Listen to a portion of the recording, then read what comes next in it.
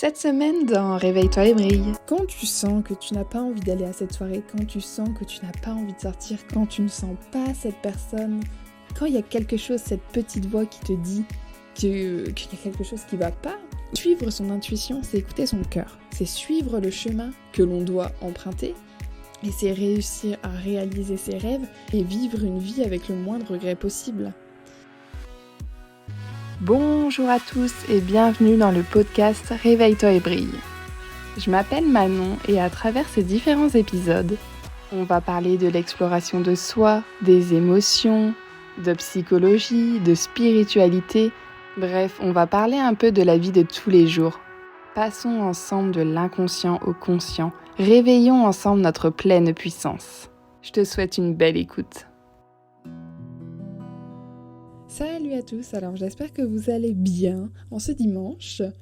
Alors aujourd'hui, on va voir dans ce nouvel épisode l'intuition.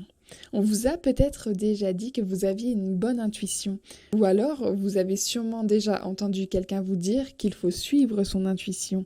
Mais qu'est-ce que ça veut dire réellement? Et pourquoi c'est si important d'apprendre à l'écouter? C'est ce qu'on va voir aujourd'hui dans ce tout nouvel épisode.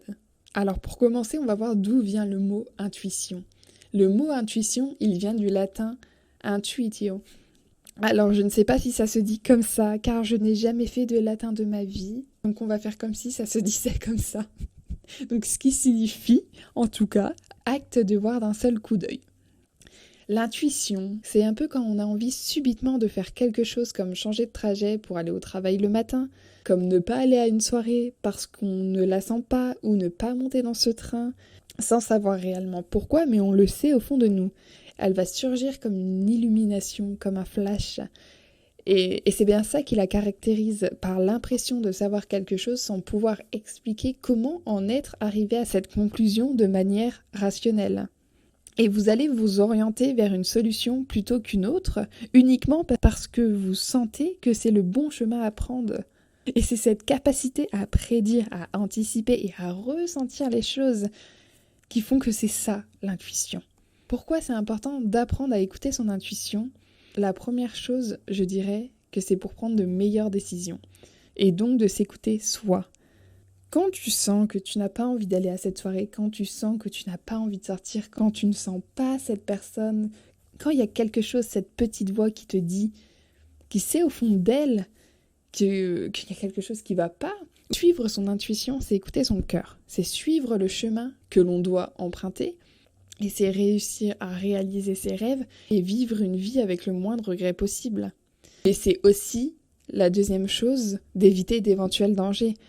Je ne sais pas si vous avez déjà entendu ces histoires impressionnantes après des crashs d'avion ou après des accidents de train ou même de voiture, enfin bref, des personnes qui témoignent qu'elles ne se sentaient pas ce jour-là de prendre l'avion, de prendre le train, de prendre, je sais pas, le métro, la voiture, peu importe. Et qu'elles voient ce jour même qu'il y a eu un accident, qu'il y a eu un crash. Mais je trouve ça juste dingue. Ce pouvoir de ressentir les choses, ce pouvoir de s'écouter, ce pouvoir de se protéger.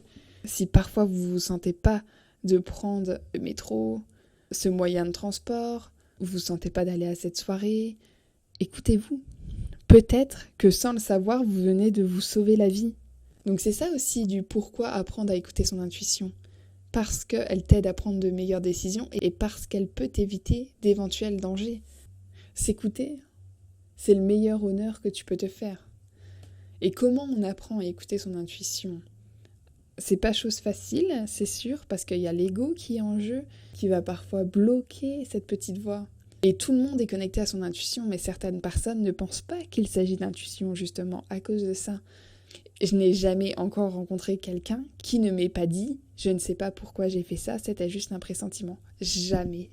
Je pense que dans toutes mes relations, j'ai déjà entendu cette phrase. Je ne sais pas pourquoi j'ai fait ça, j'avais un pressentiment. Je ne sais pas pourquoi j'ai fait ça, je ne le sentais pas. Je ne sais pas pourquoi j'ai fait ça, mais je le sentais. Rien que ça. Donc vraiment, la première chose, c'est d'arrêter d'ignorer les signaux. Vous savez, ces pensées qui nous traversent, mais qu'on décide d'ignorer, comme des suggestions visuelles qui surgissent sur notre écran mental alors que l'on est occupé à autre chose, comme au cinéma. Faites un arrêt sur image. Et notez la présence de ces choses, accueillez-les, sans les dénigrer, ni chercher à tout prix à les expliquer ou à les analyser. Vraiment, le but, c'est de les accueillir. Et c'est aussi d'apprendre à écouter son instinct par rapport aux autres. Vos réactions instinctives face aux autres sont un instinct de survie. Si vous vous trouvez dans une situation où vous avez une sensation de peur ou de nervosité à propos de quelqu'un sans raison apparente, ça nous arrive tous. On a tous déjà vécu, je pense, tous déjà rencontré une personne où rien que sa présence nous oppressait, nous gênait. Alors vous pourriez en fait observer inconsciemment des signes que votre conscience ne perçoit pas. Une troisième chose, c'est d'écouter son intuition également à propos de sa santé. Vous connaissez votre corps mieux que quiconque. Si vous sentez que quelque chose ne va pas, même si c'est quelque chose de subtil ou quelque chose que vous ne pouvez pas expliquer clairement, mais vous savez très bien que ça ne va pas, accueillez-le et écoutez-vous. Ce qui peut vous aider, c'est de tenir un journal et de noter lorsque des choses étranges ont lieu. Vous comprendrez à quel point les coïncidences, les connexions surprenantes et les intuitions précises ont souvent lieu dans la vie de tous les jours. Vous commencerez à tirer parti de votre intuition, à l'écouter, à la remarquer. C'est vraiment une bonne chose de tenir un journal. Une deuxième chose, c'est de prêter attention à vos rêves. Ça va vous permettre de vous rapprocher du processus de pensée inconscient de l'esprit. Les rêves et l'intuition, ils proviennent de l'inconscient. Donc ce qui est recommandé, c'est d'exploiter cette partie de l'esprit en prêtant attention à ses rêves. La nuit, lorsque l'on dort, on reçoit de l'information de la partie inconsciente ou intuitive du cerveau. Donc en étant connecté à ses rêves, on peut recevoir beaucoup d'informations sur la manière adéquate de vivre sa vie. D'ailleurs, petite anecdote, Freud, qui se voulait logique et rationnel, ne faisait pas confiance à l'intuition, contrairement à Jung, pour qui l'intuition avait toute sa place dans la vie et dans la pratique de la psychothérapie. Freud ne cessait de mettre en garde ses élèves contre la tentation d'interpréter les rêves de leur passion de façon intuitive à partir de leur propre image mentale.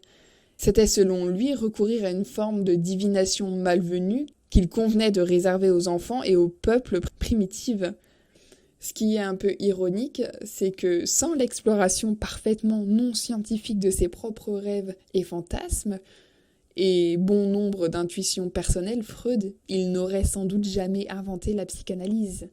Et cet épisode me tenait à cœur parce que souvent on a tendance à ne pas faire attention à cette intuition, à la laisser de côté, à ne pas écouter cette petite voix, à ne pas écouter nos pressentiments, à ne pas écouter ce qu'il y a en nous.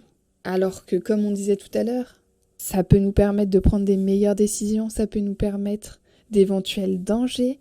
Le plus important dans une vie, moi je pense, c'est premièrement de s'écouter.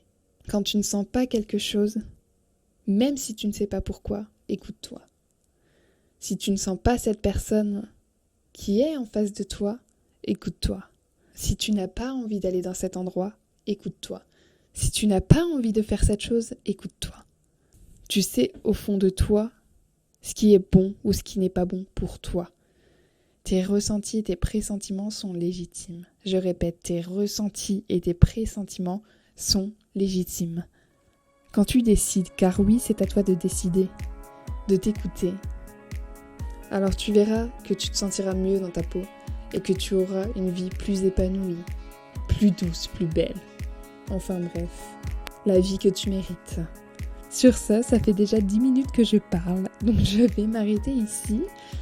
J'espère que cet épisode vous aura plu sur l'intuition. Je vous fais plein de bisous, je vous dis à la semaine prochaine pour un tout nouvel épisode. Prenez soin de vous, passez une belle semaine. Un peu tous les jours, essayez d'écouter votre intuition, essayez de vous écouter. Juste, rien que demain, décidez en vous levant le matin de vous dire qu'aujourd'hui vous allez vous écouter, qu'aujourd'hui vous allez suivre votre intuition. Je vous fais plein de bisous, bye bye.